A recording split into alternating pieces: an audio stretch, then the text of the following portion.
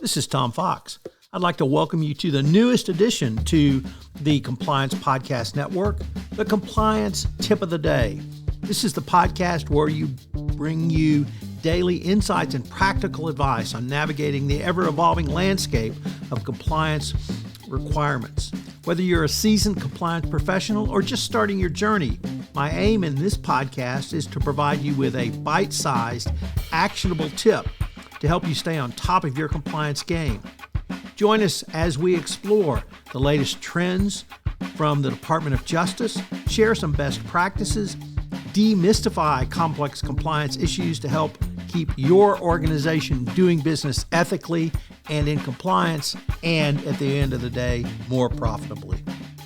Tune in daily for your dose of compliance wisdom. Let's make compliance a little less daunting, one tip at a time.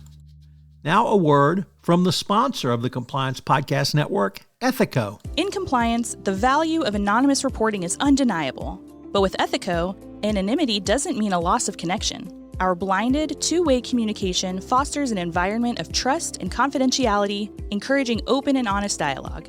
It's not just about receiving reports. It's about understanding the story behind each one, creating a culture of integrity and respect. Transform your approach to anonymous reporting with Ethico. Begin your journey at ethico.com/CPN, where you can book a demo, access an exclusive white paper by Tom Fox titled The ROI of Compliance, and utilize our free ROI calculator. Today, I'd like to take up the importance of corporate culture.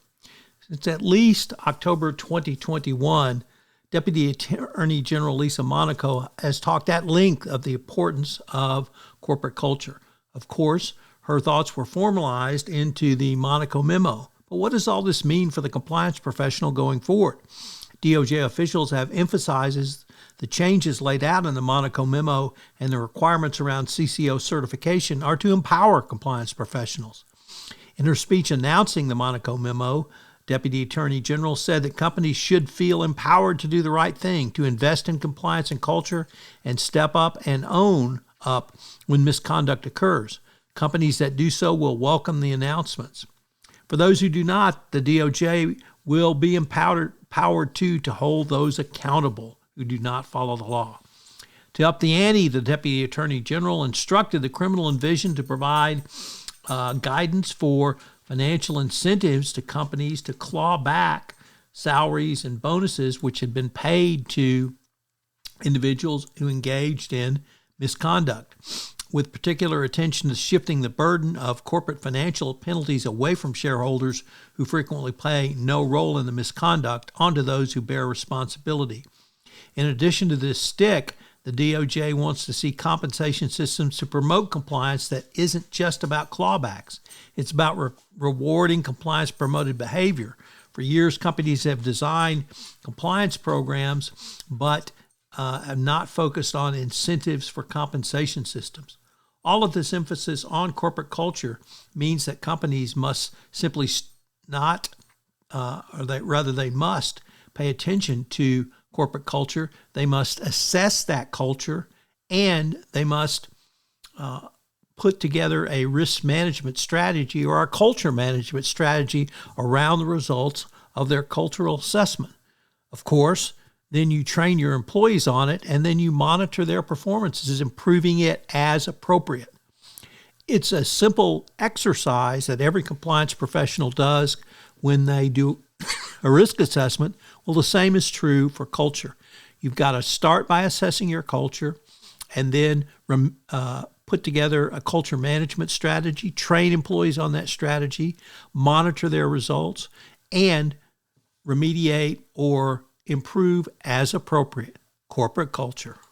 As you know, this month's sponsor of the Compliance Podcast Network, including this podcast, is Ethico. Have you ever wondered about the ROI of your compliance program or had concerns with presenting budget proposals to your CFO? Well, I partnered with Ethico to write a white paper on the ROI of compliance and how you can think through compliance as an investment strategy. Ethico has put together a ROI calculator for you. Check them out on the website. This is Tom Fox again. This new podcast, Compliance Tip of the Day, will appear daily. And frankly, it's one of the most requested topics for a podcast that I get on a regular basis. It's going to be short and sweet with one tip with some takeaways that you can utilize to implement into your compliance program.